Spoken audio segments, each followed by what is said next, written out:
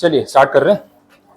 हाँ, ध्यान दो अब यहाँ पे जो टॉपिक है आपका दैट इज क्वांटिटेटिव एप्टीट्यूड या क्वांटिटेटिव टेक्निक बोला जा रहा है। अब ये पेपर नंबर 4 जो करंट अफेयर्स वाला है उसके साथ ये कंटेंट यहाँ पे इन्होंने प्रोवाइड किया है। बेसिकली वही है कि मैथ्स और स्टैटिस्टिक्स की बात हो रही है, लेकिन उतना मैथ्स सुनते ही जो डर आपके माइंड में बैठ जाता है कि यार ये पीछा ही नहीं छोड़ रहा है ना। 10th स्टैंडर्ड तक तो था, फिर 11th में कॉमर्स ले लिया कि चलो जान छूटी, अब मैथ्स नहीं पढ़ना पड़ेगा, कैलकुलेटर भी आ गया तो काम ईजी हो गया। अब वापस ये चीज़ आ गई। तो देखो मैथमेटिक्स ऐसे सब्जेक्ट है जो पीछा छोड़ने नहीं वाला है, क्योंकि यार गिनती नहीं करोगे तो बिजनेस कैसे चलेगा। तो कहीं ना कहीं कैलकुलेशंस तो आने वाली है। तो टाइम एंड अगेन जहाँ पे भी आप जाओगे ना, ये आपके पीछे पीछे आता रहेगा। इम्पैक्ट इसका कम होगा ज्यादा होगा दैट डिपेंड्स। अब जो सिलेबस है वो आपके सामने एक बार आप देख लो। इंडेक्स में 2 ही चैप्टर है। यहाँ पे देखो इंस्टीट्यूट ने मैथमेटिक्स उस इंटेंशन से इंट्रोड्यूस नहीं किया कि आपको परेशान करना है, क्योंकि आगे अपने सिलेबस में जहाँ पे हम लीगल कंप्लायंसेस की बात कर रहे हैं तो कैलकुलेशंस अपना डिपार्टमेंट नहीं है वैसे भी। तो यहाँ पे जो उन्होंने मैथ्स रखा हुआ है ना वो बहुत बेसिक लेवल पे है। और आधे से ज्यादा चैप्टर्स तो ऐसे हैं जो आपने स्कूल टाइम में कोई ना कोई क्लास में पढ़े होंगे और इतना पहले पढ़े होंगे कि आपको याद भी नहीं होगा। वैसे टॉपिक्स है और रखने का पर्पस भी वही है कि उनको मालूम है कि आपको याद नहीं है। ठीक है, शुरू पता है कहाँ से हो रहा है? नंबर सिस्टम से।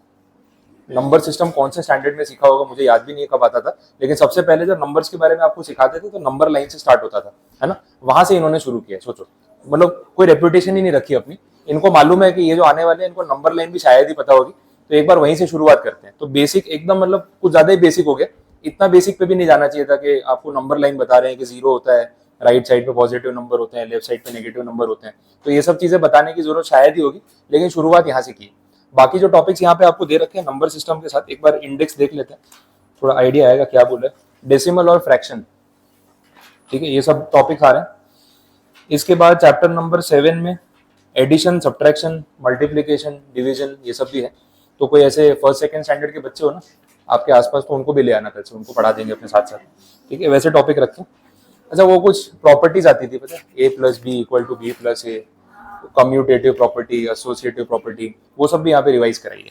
ये आगे जाके आपको इस एग्जाम के बाद कहीं काम नहीं आने वाली। ये जो कुछ भी अभी हम पढ़ रहे हैं this is only for exam purpose. कि भाई एक इन्होंने एप्टीट्यूड टेस्ट जैसा फॉर्मेट रखा है, CSWT। तो सब्जेक्ट्स अपन देख ही रहे हैं, करंट अफेयर्स है, बिजनेस कम्युनिकेशन है, लॉजिकल रीजनिंग है। तो जैसे नॉर्मली ये MBA और ये सब के जो एंट्रेंस एग्जाम होते हैं, आपका कैट का एग्जाम होता है, उसका सिलेबस भी ऐसे ही आता है। बिजनेस कम्युनिकेशन या कम्युनिकेशन आएगा, वोकैबुलरी आएगा, लॉजिकल रीजनिंग रहेगा, करंट अफेयर्स रहेंगे, मैथ्स रहेगा। तो उसी बेस पे फॉर्मेट डिजाइन किया गया है, इसलिए इस चीज को यहाँ पे इंट्रोड्यूस कर दिया। तो बहुत बेसिक टॉपिक्स रखे हैं, टेक्निकल लेवल पे गए नहीं, तो कोई टेंशन वाली बात नहीं है। परसेंटेज का टॉपिक है, ये भी बड़ा सिंपल है। ठीक है, परसेंटेज में कुछ ऐसा हैवी कैलकुलेशन नहीं आएगा। रेशियो प्रोपोर्शन है, स्क्वायर रूट निकालना सिखाया है, एवरेज कैसे कैलकुलेट करते हैं, एरिथमेटिक मीन, ज्योमेट्रिक मीन, वो सब टॉपिक्स पे बात की है। इंटरेस्ट वाला एक टॉपिक है, सिंपल इंटरेस्ट, कंपाउंड इंटरेस्ट, सब कुछ हमने स्कूल में पढ़ा है। तो आपको देख के थोड़ा बहुत नाम तो याद आ ही रहा होगा, अंदर क्या था कोई बात नहीं, लेकिन एटलीस्ट टॉपिक देख के याद आ रहा होगा कि ऐसा कहीं ना कहीं हमने कुछ पढ़ा हुआ है, तो उस बेस पे चल रहा है। और प्रॉफिट और लॉस, ये भी एक टॉपिक है स्कूल डेज में पढ़ा हुआ है। तो इन्हीं सारी चीजों को हम यहाँ पे रिवाइज करने वाले हैं। वैसा तो एकदम बेसिक है। मैथमेटिक्स से किसी को अगर डर लगता हो या आपको नहीं आइडिया हो कि भाई इसमें क्या हो रहा है क्या नहीं, तो उसका कोई टेंशन लेने वाली बात नहीं है। हैवी टॉपिक्स नहीं आने वाले यहाँ पे। क्लियर? चलिए स्टार्ट कर रहे हैं अपन। आज जो टॉपिक मैं ले रहा हूँ अपने नंबर लाइन से तो नहीं स्टार्ट करेंगे। हाँ, इंटरेस्ट वाला टॉपिक है, simple interest and compound interest. मैं इनके ऑर्डर में नहीं जा रहा हूँ, जिस ऑर्डर में इन्होंने दिया वैसे पढ़ेंगे, ऐसी कोई नीड नहीं है। अपने एक एक टॉपिक टारगेट करते जाते हैं, वो बेटर रहेगा। तो सिंपल इंटरेस्ट, कंपाउंड इंटरेस्ट वाला जो टॉपिक है आप उस पर आ जाओ। पेज नंबर दे ही रखा है आपको, इंडेक्स में देख लो, मैं नहीं बताऊंगा।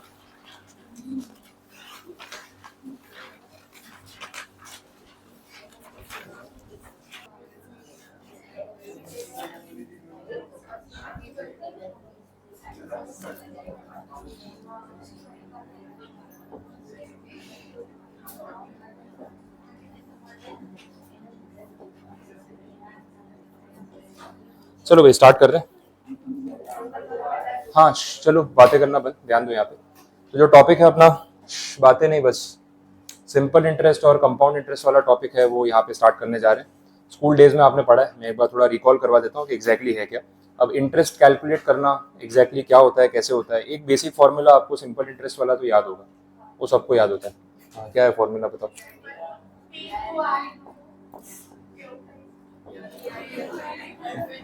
पूरा बताना पड़ेगा आगे को। हाँ, PRN/100 या PRT/100।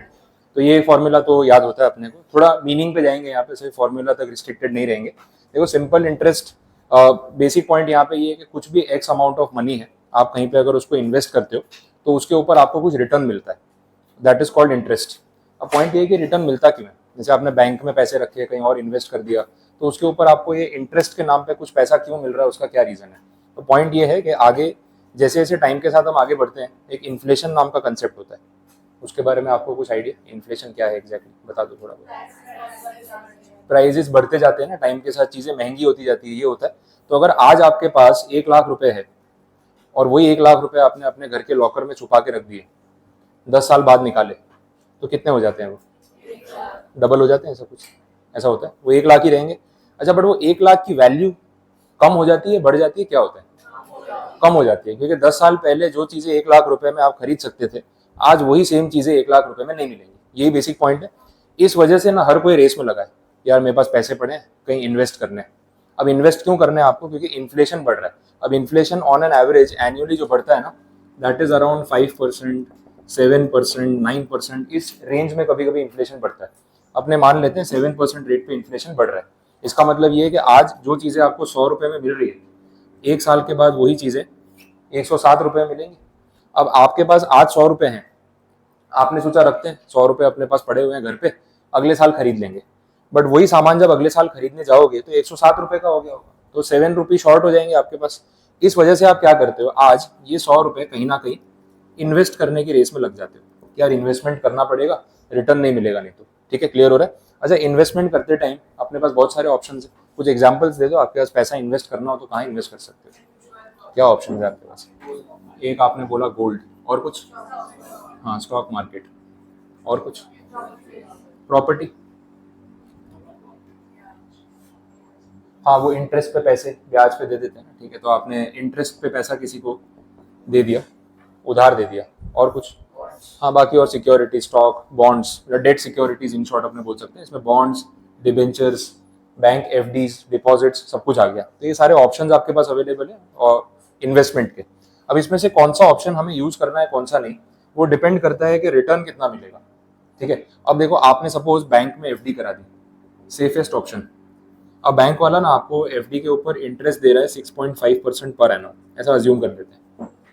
अब इसमें पता है प्रॉब्लम क्या होगा, अगर आपने 100 रुपए इन्वेस्ट किए, 1 साल के बाद ये कितने हो जाएंगे विद इंटरेस्ट, 106.5। अच्छा, इन्फ्लेशन बढ़ा 7% से, तो 1 साल के बाद वो 100 रुपए की चीज 107 रुपए की हो गई, आपके 100 रुपए हो गए 106 रुपए 50 पैसे। फिर वो सामान खरीदने जाओगे तो 50 पैसे शॉर्ट पड़ेंगे, समझ आ रहा है। तो ये एफडी में जो आपने इन्वेस्टमेंट किया, इससे जो रिटर्न जनरेट हुआ, इससे आपकी वेल्थ क्रिएट नहीं हुई, उल्टा और खत्म हो गई, क्योंकि अभी भी आप ये सामान खरीदने जाओगे ना तो 50 पैसे तो और आपको पॉकेट से डालने पड़ेंगे, समझ आ रहा है। तो एक्स्ट्रा कुछ नहीं बचा आपके पास। तो एफडी में या अगर इतना लो रेट ऑफ रिटर्न है तो उसमें ना कोई वेल्थ क्रिएशन होता नहीं है। अब यही अगर मान लो एफडी के बदले कोई और सोर्स ऑफ इन्वेस्टमेंट में आप चले गए, मान लेते हैं आपने म्यूचुअल फंड में, एसआईपी में इन्वेस्ट कर दिया, अब इसमें आपको 11% पर एनम का रिटर्न मिला, ऐसा अज्यूम करते हैं। तो आज जो 100 रुपए लगाए, 1 साल के बाद कितने हो गए, 111। अब इसमें से वो 107 रुपए का सामान खरीदना हो तो खरीद सकते हैं, कुछ बचेगा आपके पास 4 रुपए। ये आपका नेट रेट ऑफ रिटर्न है आफ्टर बीटिंग द इन्फ्लेशन। तो एक्चुअली में आपकी जो वेल्थ क्रिएट हुई है वो सिर्फ 4% हुई है, 11% नहीं हुई है। तो अगर आपको 11% रिटर्न मिला है तो वो खुश होने वाली बात नहीं है कि यार 11% मेरी वेल्थ बढ़ गई, नहीं, चीजों के दाम भी तो बढ़ रहे हैं ना, ये पैरेलल चल रहा है। तो इन्फ्लेशन बढ़ रहा है, 100 का 107 हो रहा है, आपकी वैल्यूएशन 100 की 111 हो रही है, तो नेट आपने ना 4 रुपए या 4% का ही ग्रोथ किया है। तो लोग जब इन्वेस्टमेंट करते हैं ना, ये सब चीजों को कंसिडर करते हैं कि यार इन्फ्लेशन को बीट करना है मुझे, उतना पैसा तो कम से कम मेरे पास है कि इन्फ्लेशन जितना है उससे ज्यादा मैं कुछ कमा लूं। इसलिए काफी लोग एफडी में इन्वेस्ट नहीं करते, जिनको फाइनेंशियली ये सब चीजें पता है एफडी में क्या रिटर्न मिलता है, महंगाई 7% बढ़ती है, एफडी में 6% मिलता है, और अगर 7% भी मिलता है तो भी क्या फर्क पड़ा, फायदा तो कुछ हुआ ही नहीं, बचेगा ही नहीं। तो लोग बाकी ऑप्शंस ढूंढते हैं जहां पे आप इन्फ्लेशन के रेट को ना बीट कर सको, that is the basic point of investing. अच्छा, इन्वेस्टमेंट में और भी ऑप्शन आ सकते हैं, एक अपना वो बिटकॉइन वाला भी चलता है, क्या बोलते हैं, क्रिप्टो करेंसी, ठीक है, इसमें कुछ भी हो सकता है। अभी आप पैसे लगाओ, बैच शुरू होते होते, बैच खत्म होते होते आपका 25%, 50%, 100% बढ़ भी सकता है। अच्छा, उल्टा भी होता है, दूसरी तरफ भी जा सकता है, पता चला खत्म हो गया सब कुछ, तो कोई गारंटी नहीं है, बट रिस्की रिटर्न है, किस तरफ जाएगा मार्केट यू नेवर नो। लोग लगाते टाइम सिर्फ अपसाइड देखते हैं कि यार इसमें कल पैसे लगाए थे, आज बोला 25% बढ़ गया, एक दिन में 25% रिटर्न, महीने का भी कन्वर्ट कर लेते हैं, एनुअलाइज भी कर लेते हैं, पर ये नहीं सोचते कि वो 25% दोनों साइड जाता है, और अपना नसीब कैसा है अपने को पता है। जिस दिन अपन इन्वेस्ट करते हैं उल्टी तरफ चला जाता है, जिस दिन बेचते हैं अगले दिन बढ़ जाता है, तो कोई गारंटी नहीं है। तो ऐसा नहीं कि अपना नसीब खराब है, आप गैम्बलिंग कर रहे हो और कुछ नहीं है, कोई गारंटी नहीं है किस तरफ जाएगा किस तरफ नहीं। तो ऐसे high risk high returns high probability of losses वैसे भी चीजें होती है, बट सबका अपना अपना तरीका होता है इन्वेस्ट करने का। हम यहाँ पे कंपैरिजन कर रहे हैं विद इन्फ्लेशन। जहां पे भी आप इन्वेस्ट करोगे, जो इंटरेस्ट के पीछे आप भाग रहे हो ना, ये इसलिए भाग रहे हो क्योंकि इन्फ्लेशन बीच में आ रही है, हर साल महंगाई बढ़ रही है, समझ आया। अब इंटरेस्ट कैसे कैलकुलेट होता है उसकी बात कर लेते हैं, जो स्पेसिफिक अपना टॉपिक है, जो आपने ये बोला मुझे फॉर्मूला सिंपल इंटरेस्ट और कंपाउंड इंटरेस्ट वाला। चलो अब थोड़ा कैलकुलेशन वाला पार्ट समझ लेते हैं, ध्यान देना। ये जो आपने टर्म्स मुझे बताए PRN/100 या PRT/100, ये एग्जैक्टली है क्या? इसमें जो P है इसका क्या मतलब है? प्रिंसिपल अमाउंट, मतलब जितना आप इन्वेस्ट कर रहे हो वो, ठीक है। R stands for rate of return, and N का मतलब टाइम या फिर ड्यूरेशन, ठीक है, आपने कितने ड्यूरेशन के लिए इन्वेस्टमेंट किया उसकी बात हो रही है। तो प्रिंसिपल हम खुद अज्यूम कर लेते हैं, कैलकुलेशंस बताने हैं आपको। सपोज 1 लाख रुपए आप इन्वेस्ट कर रहे हो, रेट ऑफ रिटर्न जो है let it be 10% per annum, और ड्यूरेशन है हमारा 3 इयर्स का। अब अगर बात सिंपल इंटरेस्ट की हो रही है तो इसका सिंपल मतलब ये हो गया कि हर साल जो इंटरेस्ट आपको मिलेगा वो कैलकुलेट किस पे होगा? Principal amount. एवरी ईयर, चाहे 3 साल के लिए इन्वेस्ट करो या 30 साल के लिए, हर साल का इंटरेस्ट फिक्स रहेगा और वो प्रिंसिपल पे ही कैलकुलेट होगा। तो ये कैलकुलेशन बहुत ईजी हो जाता है, बिकॉज 1 साल का अगर आपको इंटरेस्ट गिनना है तो 1 लाख रुपए पे 10% कितना हो गया? वो 10,000 हो गया। और ये ऐसे ही 3 साल के लिए आपने इन्वेस्ट किया तो टोटल कितना हो गया? 30,000। आया समझ में? तो ये कैलकुलेशन बहुत सिंपल है, ये फॉर्मूला में रखोगे तो भी यही आंसर आने वाला है। सिंपल इंटरेस्ट ऐसे ही कैलकुलेट होगा। वैल्यूज रख के देख लेते हैं। 1 लाख रुपए आपने इन्वेस्ट किया, रेट ऑफ रिटर्न या इंटरेस्ट का जो रेट है वो 10% है, और ड्यूरेशन 3 ईयर्स। आप इसको गिन लो, आंसर कितना आ रहा है आपका? 30,000। तो सिंपल इंटरेस्ट, क्योंकि कैलकुलेशन बहुत सिंपल है इसलिए नाम भी वैसे ही रखा हुआ है। एवरी ईयर 10,000 रुपए का ही आपको इंटरेस्ट मिलने वाला है, बिकॉज जो बेस है जिसपे हम कैलकुलेशन कर रहे हैं वो क्या है? हमारा principal amount, that is 1 lakh rupees. अभी आपने 10 साल के लिए भी इन्वेस्ट किया होता तो भी हर साल 10-10 हजार ही मिलने वाला था, उसमें कोई चेंज आने वाला नहीं। लेकिन यही अगर हम कंपाउंड इंटरेस्ट की बात करें तो कुछ वेरिएशन आता है।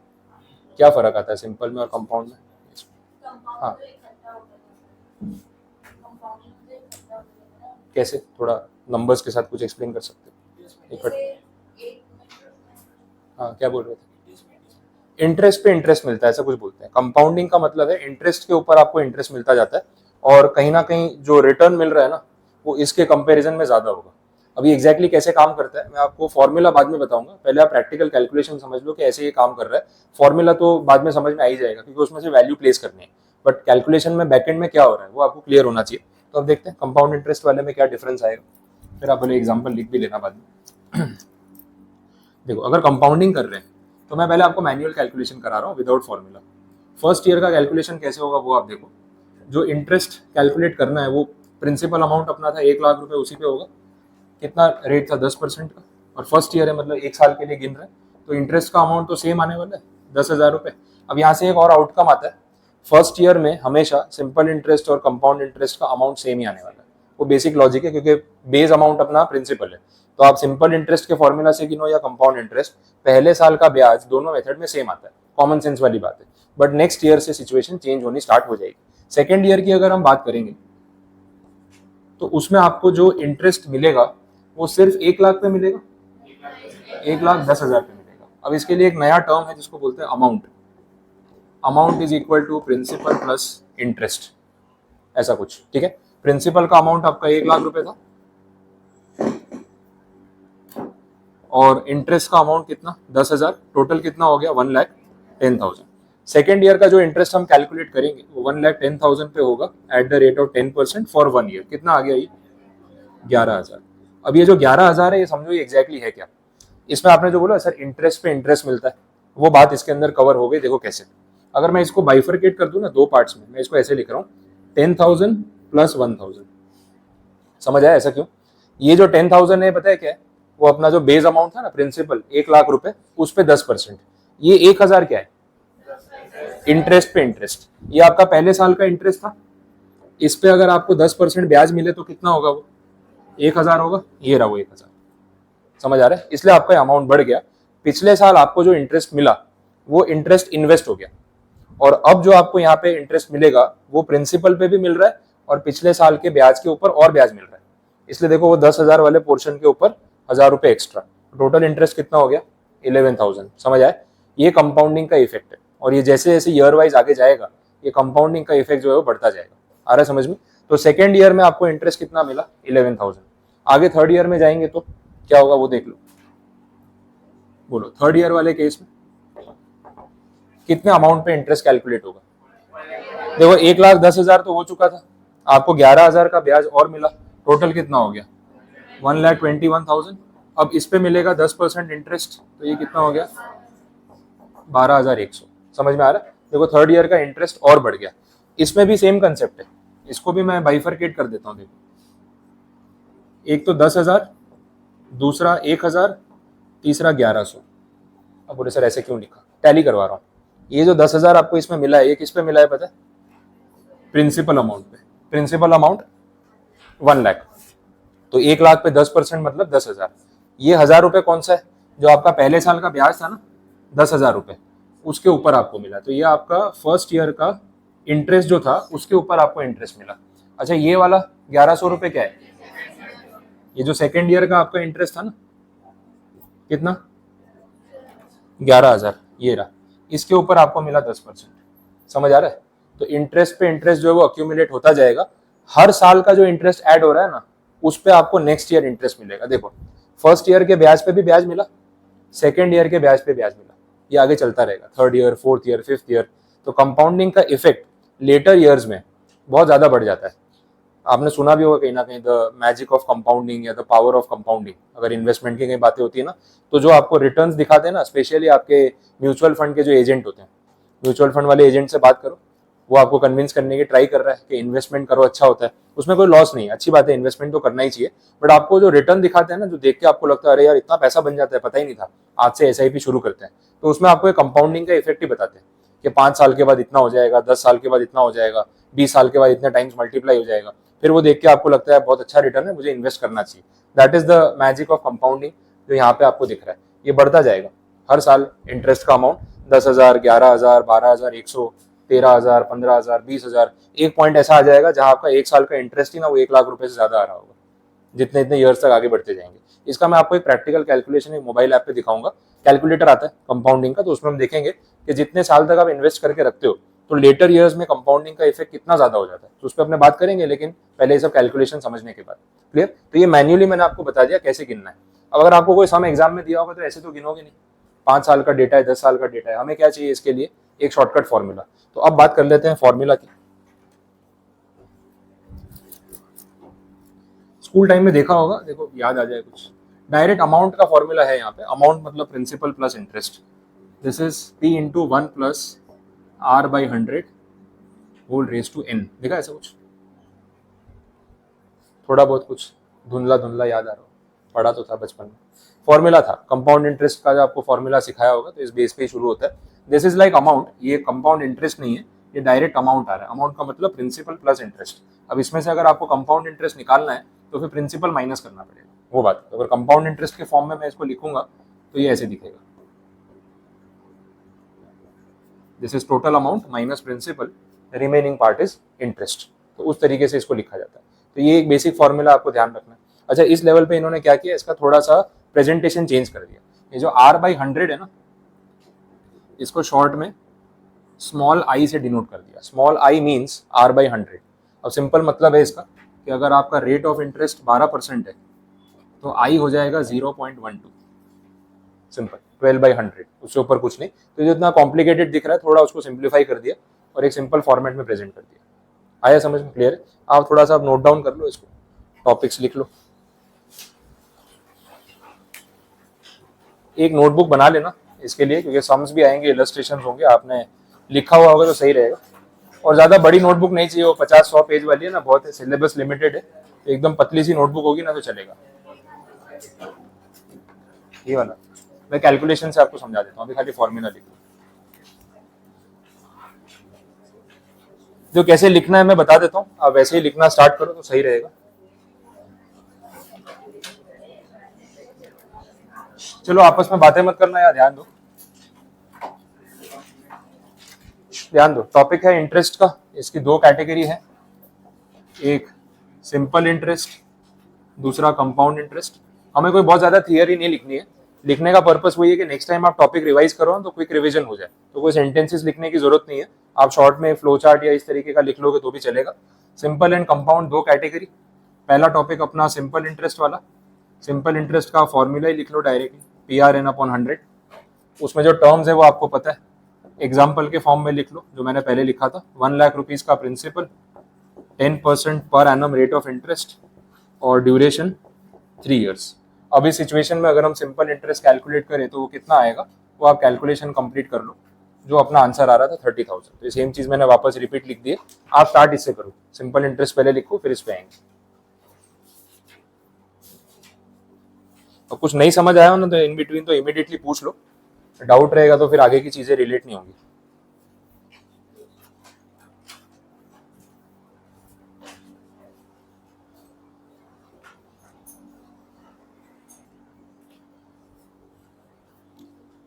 ठीक है, सिंपल इंटरेस्ट वाला अगर आपने नोट कर लिया तो नेक्स्ट हेडिंग आप दे दो कंपाउंड इंटरेस्ट।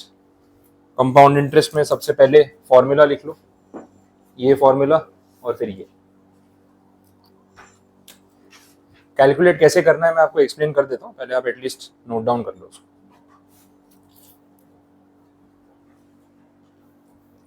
ठीक है, फॉर्मूला के बाद फिर ये calculation, first year, second year, third year, finally यहाँ तक आना है 12,100 तक। आपको अपने अंडरस्टैंडिंग के लिए बाइफर्केशन लिखना हो तो नोट करके रख सकते हो, नेक्स्ट टाइम रिकॉल करने में काम आएगा। तीनों ईयर का कैलकुलेशन लिख लो।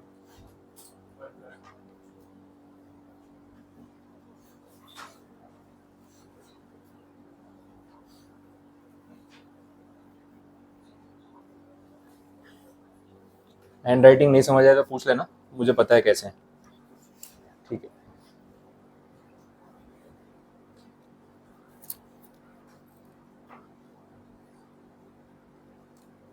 हो गया, नोट कर लिया। ये तो हो गया होगा सिंपल इंटरेस्ट वाला।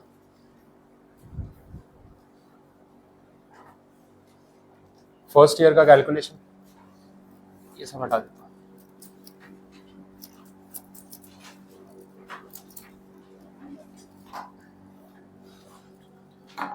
चलो अब ध्यान दो, अब ये फॉर्मूला के हिसाब से सेम एग्जांपल फिर से कैलकुलेट करते हैं। नंबर्स टैली हो जाएंगे तो आपको समझ आ जाएगा फॉर्मूला काम कैसे कर रहा है और वो सही है। ये I और R/100 सेम चीज हो गई, R/100 को ही हम I की तरह डिनोट कर रहे हैं। जब परसेंटेज की बात होती है ना, जैसे अपने एग्जाम्पल में या रेट ऑफ रिटर्न या इंटरेस्ट जो था वो 10% पर एनम, परसेंट का मतलब ही होता है पर 100, इसलिए अपने इसको ऐसे लिखते हैं। तो 2 बार 100 लिखने वाली कोई बात नहीं है, वो परसेंट को जब कन्वर्ट करते हो तो भी पर 100 लिखते हैं, इसलिए ऐसा प्रेजेंटेशन। आप कंपाउंड इंटरेस्ट या टोटल अमाउंट इस फॉर्मूला से गिनेंगे तो कैसे कैलकुलेट होगा वो देख लो। प्रिंसिपल आपका 1,00,000 रुपीज़ का था जो इन्वेस्टमेंट आपने किया, रेट ऑफ इंटरेस्ट 10% है, दैट मीन्स 10/100।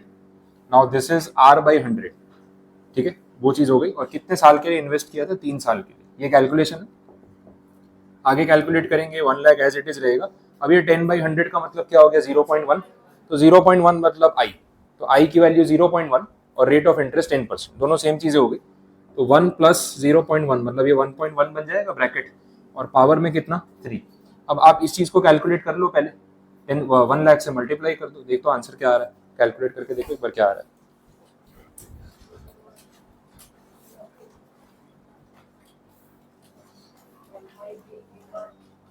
ये फैक्टर आ रहा होगा 1.331, ऐसा कुछ आ रहा है, इंटू 1,00,000 133,100 ऐसा कुछ आ रहा है। Okay, now this is amount. Amount means it includes principal as well as interest. तो मैं इसको दो पार्ट में अगर डिवाइड कर दूं कि इसमें प्रिंसिपल कितना है और इंटरेस्ट कितना है, पता चल जाएगा। प्रिंसिपल तो वही जो आपने लगाया था शुरुआत में 1,00,000 रुपए, और इंटरेस्ट डिफरेंस का अमाउंट 33,100। आपने जो मैन्युअली गिना था ना, आप इसमें से टैली कर सकते हो, आपका इंटरेस्ट का अमाउंट मैच हो जाएगा। फर्स्ट ईयर में इंटरेस्ट आया था 10,000, सेकेंड ईयर में आया था 11,000, थर्ड ईयर में आया था और लास्ट में 12,100। टोटल कितना हो गया, 33,100। टैली हो रहा है। तो मैन्युअली मैंने आपको गिन के बता दिया कि हम कर क्या रहे हैं, लेकिन हर बार ऐसे कैलकुलेट नहीं करेंगे एक एक साल का। तो एक शॉर्टकट फॉर्मूला होना चाहिए फॉर कन्वीनियंस, वो फॉर्मूला आपके सामने, इस तरीके से इसको इंप्लीमेंट करना है, आंसर टैली हो रहा है। अब ये चीज़ जो है मैंने ऐसे लिख दी, आप इसको फॉर्मूला वाइज लिखोगे तो ऐसे दिखेगा, amount is equal to principal plus interest. Therefore interest will be equal to amount minus principal. Amount आपका 1,33,100, इसमें से आप 1 लाख रुपए आपका प्रिंसिपल माइनस कर दो, जो डिफरेंस का अमाउंट बचा वो हो गया आपका कंपाउंड इंटरेस्ट। खत्म। ठीक है, आया समझ में? बोलो अब कोई क्वेरी, कोई कंफ्यूजन? क्लियर हुआ? अब ये एक एग्जांपल था, आप नोट कर लो, फिर और भी कैलकुलेशंस करते हैं, अलग अलग नंबर्स यूज करके अलग अलग एग्जांपल सॉल्व करेंगे। कैलसी पे इसको शॉर्ट में कैसे गिनना है वो सब भी थोड़ा सीखेंगे, और भी कुछ पॉइंट्स इसमें ऐड ऑन करवाऊंगा, पहले आप ये नोट कर लो। तो मैनुअल कैलकुलेशन और फॉर्मूला मैंने टैली करा दिया, तो फॉर्मूला सही है, कैसे अप्लाई हो रहा है आपको पता चल गया। कुछ कंफ्यूजन है तो बोलो। ये पूरे कैलकुलेशन में कुछ नहीं समझ आया हो, कुछ भी बेसिक सा भी डाउट हो आपका तो पूछ लेना, क्योंकि बेसिक डाउट जब तक क्लियर नहीं होगा आप अगला सम सॉल्व नहीं कर पाओगे। फिर ये जो है ना 10/100, दिस इज 0.1, ये फैक्टर 0.1 + 1, ये आ गया 1.1। ब्रैकेट को सॉल्व किया सर।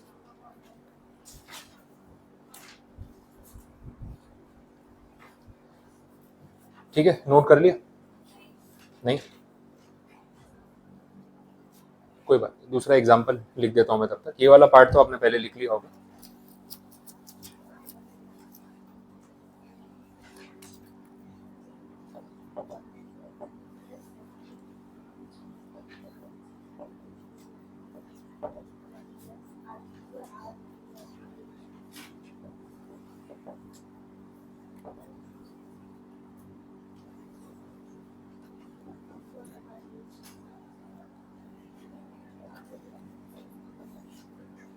चलो ध्यान दो, नेक्स्ट एग्जांपल ले लेते हैं, कैलकुलेशन कैसे होगा समझ लेते हैं।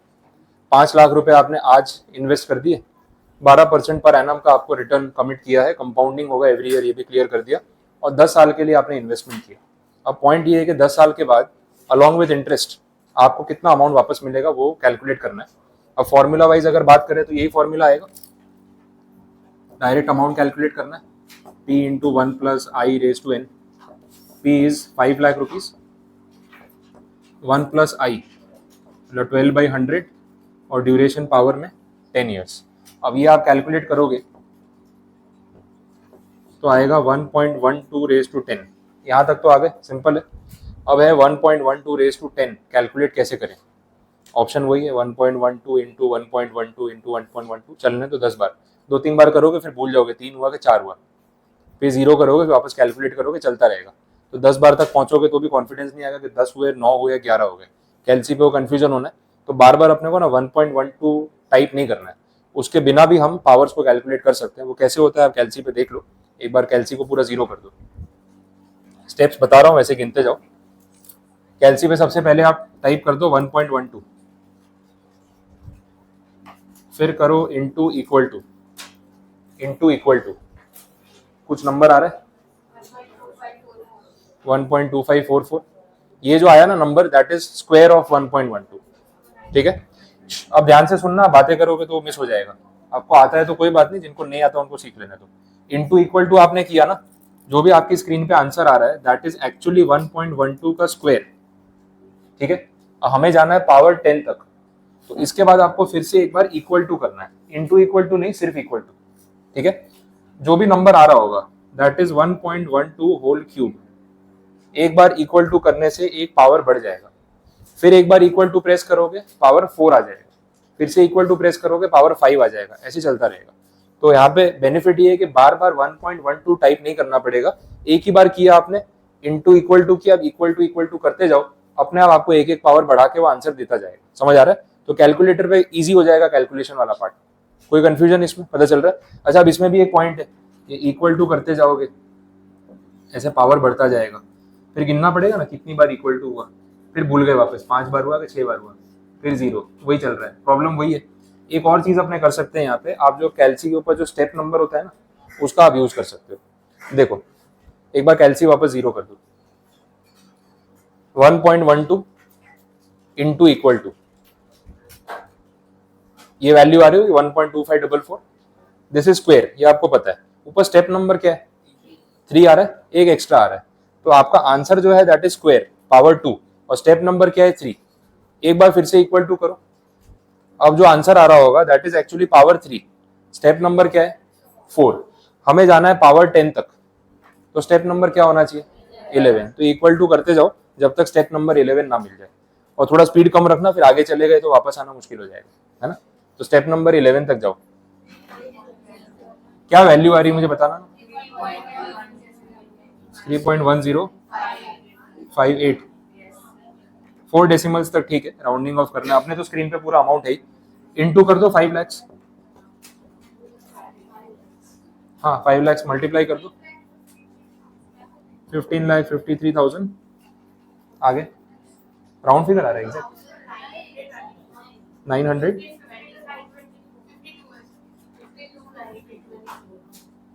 ठीक है, जो फैक्टर था स्क्रीन पे सीधा 5 लाख कर दो, राउंड फिगर तो नहीं आएगा, कुछ ना कुछ ऑड नंबर ही आ रहा होगा। वो पैसे को राउंड ऑफ करके आप रुपये में लिख दो, वो चलेगा। तो नियर अबाउट अगर ये आंसर है 10-20 रुपए 25 रुपए इधर उधर चलता है, और किसी ने 4 डेसिमल लिए होंगे आंसर कुछ अलग आएगा, स्क्रीन पे पूरा नंबर लिया होगा आंसर थोड़ा डिफरेंट आएगा, बट इसके नियर बाई हो तो कोई प्रॉब्लम नहीं है। आ रहा है इसके नियर बाई आंसर सबका 15,52,900 के आसपास। So this is the amount. Amount का मतलब अगेन प्रिंसिपल प्लस इंटरेस्ट। मुझे जानना है कि इसके अंदर मुझे इंटरेस्ट कितना मिला, पता चलेगा इसमें से इंटरेस्ट कितना है, प्रिंसिपल कितना है। प्रिंसिपल तो 5 लाख ही होगा ना जो लगाया था, बाकी का अमाउंट जो है वो इंटरेस्ट है 10,52,924। सही है, क्लियर हुआ। ये आपका आंसर है कंपाउंड इंटरेस्ट। अब सुन लो, एमसीक्यू है, पूछा क्या है उस पर भी ध्यान देना पड़ता है। अपने को गिनना आता है तो कोई बड़ी बात नहीं, सबको आता है, लेकिन पूछा क्या है वो मैटर करता है। अगर आपसे अमाउंट पूछा गया है कि finally what will you get in return, कितना पैसा वापस आएगा, तो भाई 15,52,000। अगर आपको ये पूछा है find the amount of compound interest, तो आंसर है 10,52,000। अब ये थियरी एग्जाम है नहीं कि आप लिखने वाले हो। अगर आपसे अमाउंट पूछा गया है तो this is the answer, interest पूछा गया है तो 10 लाख। तो एमसीक्यू ऑप्शन में एक चीज सिलेक्ट करनी होती है, क्वेश्चन पहले पढ़ लेना चाहिए क्या मांगा है, कितनी बार ये मांगा होता है। तो क्वेश्चन पढ़ के आपको समझ में आ जाएगा डेफिनेटली दोनों में से क्या पूछा है। बट गलत आंसर टिक कर दिया तो फिर गया, उसका कोई सॉल्यूशन आपने लिखा नहीं वहाँ पे, तो उनको पता चले कि पूरा सही गिना था, लास्ट में प्रेजेंटेशन में मिस्टेक हो गई, वैसा कुछ यहाँ पे नहीं हो पाएगा। तो एमसीक्यू में आपको एकदम स्पेसिफिकली क्वेश्चन को पहले पढ़ना है। यहाँ तक कुछ नहीं समझ आया तो बताओ, क्लियर है ये। तो इनटू इक्वल टू वाला पता चल गया कैसे आपको गिनना होता है। तो ये ट्रिक आप ध्यान रखना, कहीं पे भी काम आ सकती है ऐसे सम्स में। तो कंपाउंड इंटरेस्ट बेसिक कैलकुलेशन कैसे होता है वो हमने फॉर्मूला के साथ यहाँ पे सीख लिया। अब इसमें एक दो वेरिएशन आते हैं, वो बता देता हूँ कि वो कैसे काम करता है। ये जो कुछ भी कैलकुलेशन हम कर रहे हैं ना, इसमें एक अजम्पशन ये है कि interest will be calculated once a year, साल में एक बार ब्याज गिना जाएगा और वो पैसा आपको मिलेगा, ये कैलकुलेशन है। लेकिन रियल केस में चीजें डिफरेंट हो सकती है। कितनी बार हर 6 महीने में इंटरेस्ट कैलकुलेट होता है, कितनी बार हर 3 महीने में कैलकुलेट होता है, कितनी बार मंथली भी कैलकुलेट होता है। पॉइंट ये है कि उससे आंसर पे फर्क पड़ेगा क्या, ये समझना है। एग्जाम्पल वही वाला लेते हैं, स्टार्टिंग में देख रहे थे 1 लाख रुपए का अपना इन्वेस्टमेंट था, 10% पर एनम का रिटर्न, और ड्यूरेशन 1 ईयर ले लेते हैं। अब 1 ईयर का ड्यूरेशन है तो क्या सिंपल क्या कंपाउंड, आंसर सेम ही आने वाला है, कितना 10,000 रुपए का इंटरेस्ट आएगा। लेकिन अगर मैं ऐसा बोल रहा हूँ कि interest will be compounded half yearly every 6 months, हर 6 महीने में ब्याज गिनेंगे, तो क्या इंटरेस्ट के अमाउंट पे फर्क पड़ेगा या 10,000 ही आएगा? फर्क पड़ेगा, ज्यादा मिलेगा इंटरेस्ट या कम मिलेगा? ज्यादा मिलेगा। जितनी बार आप गिनोगे ना, टोटल इंटरेस्ट अगर 1 साल का गिनोगे तो ज्यादा मिलेगा। देखो कैसे, अगर मैं 6 मंथली गिन रहा हूँ तो जो फर्स्ट हाफ ईयर है पहले उसका कैलकुलेशन कर लेता हूँ। अब वो इंटरेस्ट का अमाउंट कैसे आएगा, तो भाई 1 लाख रुपए इन्वेस्ट किए हैं, 10% पर एनम का रेट है, और हम कैलकुलेट कर रहे हैं फॉर 6 मंथ्स या हाफ अ ईयर, तो या तो मैं यहाँ हाफ ईयर लिख देता हूँ या 6/12, बात एक ही है। आपका जो इंटरेस्ट का अमाउंट आएगा कितना आएगा, वो 5,000 रुपए। ये कैलकुलेशन हो गया, this is for first half year. अब जब सेकेंड हाफ का गिनोगे तो इंटरेस्ट कितने अमाउंट पे गिनोगे, 1 लाख पे गिनोगे या 1,05,000 पे? अगर कंपाउंडिंग हो रहा है तो 1,05,000 पे गिनेंगे, क्लियर हुआ। तो जो सेकेंड हाफ है उसमें जो आप इंटरेस्ट का कैलकुलेशन करोगे दैट विल बी ऑन 1,05,000। अच्छा, रेट ऑफ इंटरेस्ट तो वही रहेगा 10% पर एनम। इंटरेस्ट रेट हमेशा पर एनम बेसिस पे होता है, पर एनम मतलब पूरे साल का। इंटरेस्ट रेट कभी भी 6 महीने 3 महीने का नहीं होता है।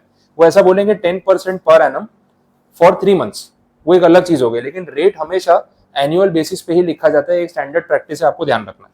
अच्छा, अब इसमें भी तो हाफ ईयर ही आएगा, कितना इंटरेस्ट आ रहा है ना, ये कैलकुलेट करो। 1,05,000 पे 10% आधे साल का, या इफेक्टिवली 5% रेट, 5250 आ रहा है। अब पूरे साल का टोटल इंटरेस्ट कितना मिला आपको? पहले फर्स्ट हाफ का 5,000, सेकेंड हाफ का 5250, ज्यादा मिला ना। पहले आपको 10,000 मिल रहा था डायरेक्टली, आप गिन रहे थे, अब कितना मिल रहा है? 10,250। ये जो 250 रुपीज एक्स्ट्रा है वो क्या है? ये कंपाउंडिंग का इफेक्ट है।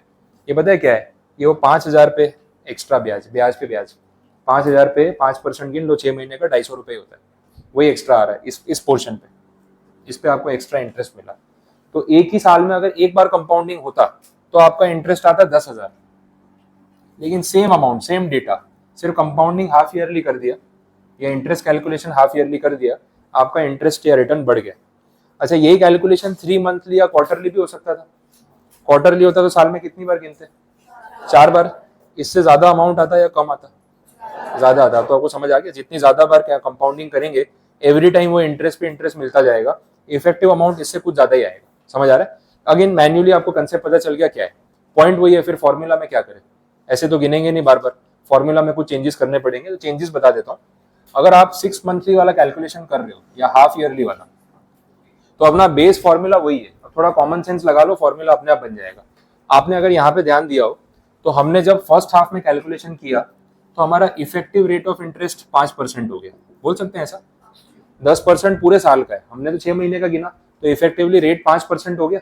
अच्छा, अपना टोटल ड्यूरेशन 1 साल था, बट उसमें हमें कंपाउंडिंग कितनी बार करना पड़ा? 2 बार, डबल हो गया ना। अच्छा, यही इन्वेस्टमेंट 1 साल के बदले 4 साल का होता तो कंपाउंडिंग कितनी बार किया होता? टोटल 8 बार। 10 साल का इन्वेस्टमेंट होता तो 20 बार, मतलब डबल गिनना पड़ रहा है। समझ आ रहा है? यही इफेक्ट मैं फॉर्मूला में दे रहा हूँ। रेट ऑफ इंटरेस्ट को कर रहा हूँ आधा, 10 के बदले 5%, और जो कंपाउंडिंग हो रहा है वो डबल, 1 के बदले 2 बार। समझ आया?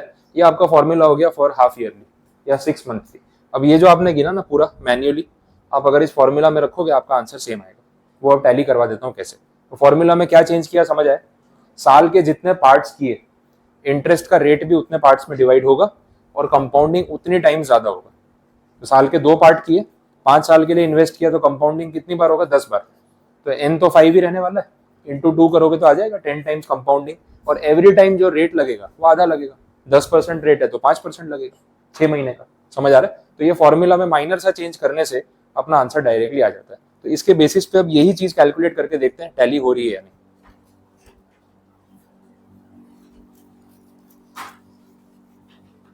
देखो फॉर्मूला कुछ ऐसा हो जाएगा, P into 1 plus I by 2 N into 2। अपना जो डेटा है उस हिसाब से कैलकुलेट करें तो 1 lakh rupees principal amount, interest का रेट 10%, 10% बाई 2 मतलब 5% हो गया। अगर आप इसको चेंज करोगे 0.05 बनेगा, 0.5 नहीं बनेगा, 0.05 बनेगा। 0.5 मतलब 50% हो गया, अपना 5% है तो 0.05 आएगा। पावर में 1 साल का डेटा था, तो एक्चुअली कैलकुलेशन कुछ इस तरीके से दिखने वाला है। देख लो, आप कैलकुलेट करके देख लो, 1.05 रेज टू 2 इंटू 1 लाख,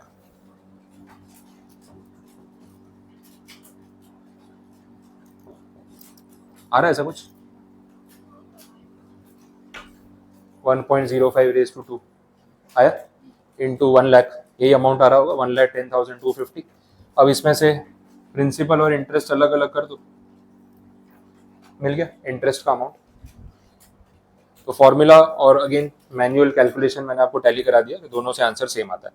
तो सिर्फ फॉर्मूला रटने से काम नहीं होता है, ये सब चीज़ें पता होती है ना कि क्या हो रहा है, वो फॉर्मूला में क्या कैलकुलेशन हो रहा है, तो फिर वो लर्निंग नहीं है। फिर आपको पता है कि हाँ यार लॉजिकल है, ऐसे ही आएगा। तो भूल गए तो अब बिल्कुल खत्म हो गया, अब क्या करें पता नहीं चल रहा है, वो प्रॉब्लम नहीं आएगा। लॉजिकली आप उसको रिलेट कर सकते हैं, टैली तो हो ही रहा है दोनों जगह।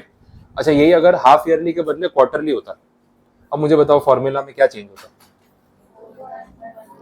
ये आपका हाफ ईयरली, हाँ क्वार्टरली होता तो आई बाई 4 हो जाता। साल के 4 पार्ट्स कर रहे हैं ना अपने, क्वार्टर मीन्स 1/4, तो ड्यूरेशन में भी इंटू 4, सिंपल हो गया। आपको ट्रिक पता है, आप अपने आप बना लोगे। क्लियर? तो ये अगर मैं आपको सेम डेटा दूं और बोलो कंपाउंडिंग साल में 4 बार हो रहा है, आप मैन्युअली 4 बार गिन के टोटल करो, जो आंसर बनेगा वो इस फॉर्मूला से गिनो, आंसर सेम आएगा। तो आपके पास अब क्वार्टरली वाला फॉर्मूला भी है। अच्छा, मंथली कैलकुलेशन होता तो मंथली हर महीने डिवाइड बाई 12 मल्टीप्लाई बाई 12, आया समझ में? तो आप कुछ भी गिन सकते हैं अपने, कोई प्रॉब्लम वाली बात नहीं। आ गया समझ में? तो ये 2 वेरिएशंस हैं, ये आप फॉर्मूला लिख लो, हाफ ईयरली क्वार्टरली, ये लिख लो। और ये भी आपको नोट करना हो कैसे टैली हुआ तो कर सकते हो। कुछ पूछना है किसी को आज के पूरे टॉपिक में? कुछ नहीं समझ आया? Simple interest, compound interest, variations, half yearly, quarterly, clear है सारी चीजें? तो टेक्निकली जितने टॉपिक्स दे रखे हैं यहाँ पे उतने तो हमने कवर कर ही लिए, और कोई पॉइंट्स नहीं है थियरी में। अब बाकी जो सम्स या इलस्ट्रेशंस दे रखे हैं वो हमें प्रैक्टिस करने होंगे। मैंने आपको थियरी वाला पार्ट पूरा कवर करा दिया। ठीक है, कंप्लीट यहाँ तक। तो आज के लेक्चर में अपने इतना ही रख रहे हैं, ये सब चीज़ें कंप्लीट है। आप कल जब आओगे तो एक बार ये फॉर्मूला थोड़ा रिवाइज करके आना, तो जो भी सम्स मुझे कराने हैं फिर उसमें थोड़ा सा पेस आ जाएगा और आप खुद से कैलकुलेट कर पाओगे तो आपको मजा भी आएगा। क्लियर? तो आज का लेक्चर यहाँ पे एंड करते हैं, बाकी कल कंटिन्यू करेंगे।